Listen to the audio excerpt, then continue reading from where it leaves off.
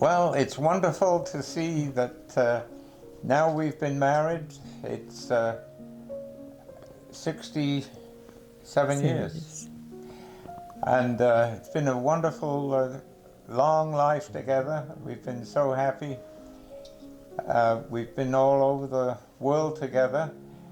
I happen to be the founder and director of ADRA Canada, and we had projects in over 60 countries around the world.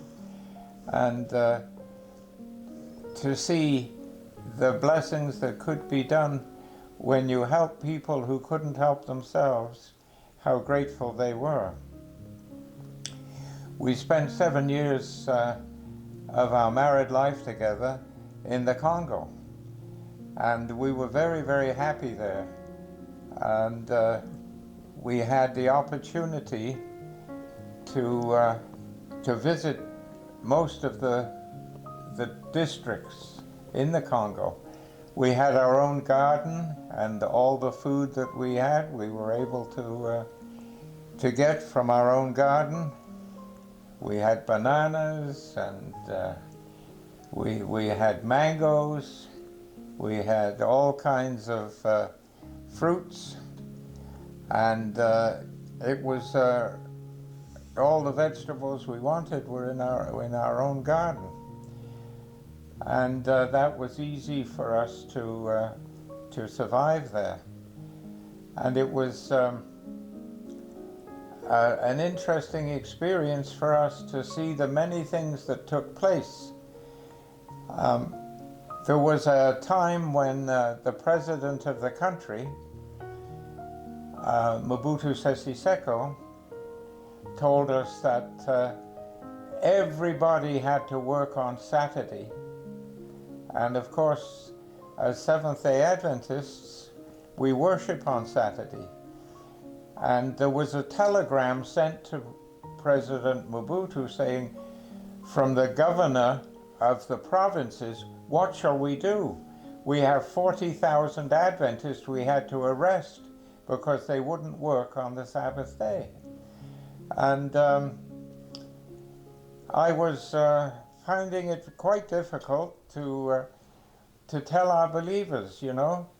So it wasn't that Mobutu was against church members who kept the Sabbath, but he had just visited China. And he talked to Mao Tse-tung, and he said, how do you get your streets so clean? Your whole country's clean. He said, well, everybody works free for the government every Sabbath, every Saturday. So when Mobutu came back on Thursday, he got on the radio and says, this coming Saturday and every Saturday, everyone will be working for the government, cleaning the houses, cleaning the streets, painting, making the place look pretty.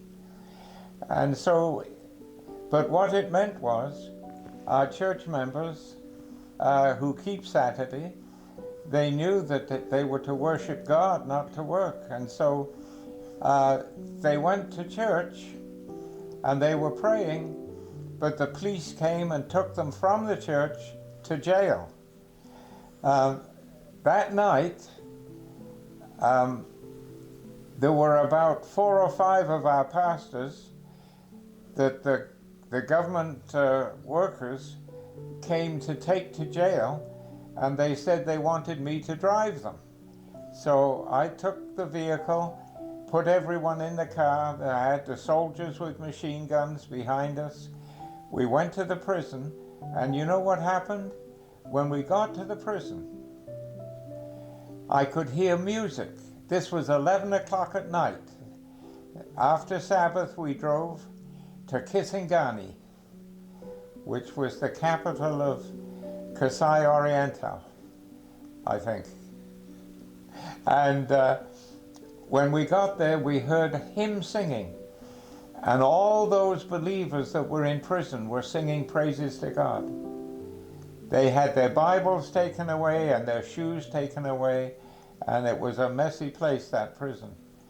But I went and tried to get them some food to eat. We got some food because in many places in Africa, nobody feeds food. It's the wives. Women don't get to prison. They have to provide the food for the husbands that are in prison. I even had to sign for Millie that if she ever did anything wrong, that I would go to prison for her, because otherwise, who's going to feed them? So that was one thing that happened there, and it was wonderful. Eventually, the government allowed all of our believers to work on Sunday instead of on Saturday, and it really made things better, and there were lots and lots of people that were happy to see what had taken place. So after we had spent our time there in the Congo, we came back to Canada, to Alberta, and we stayed in Alberta for 7 years and enjoyed it very much. And then we were asked to come to Ontario, and we came back to Ontario. We retired in Ontario. We're living in the country. We have our own garden. We have wild turkeys that come to visit, and all the birds and stuff, and we're very happy in retirement, relaxed, and we're still together. And today is our great-grandson. That is the child of our second son's first child. And his birthday was yesterday. And they came today to this house here to visit us and played with us, and we had a lovely time. And it's interesting to see how that after coming and getting married, that not only do we have children, we have grandchildren and great-grandchildren. God has blessed, and we look forward to the time when Jesus said, He said, if I go away, I will come again.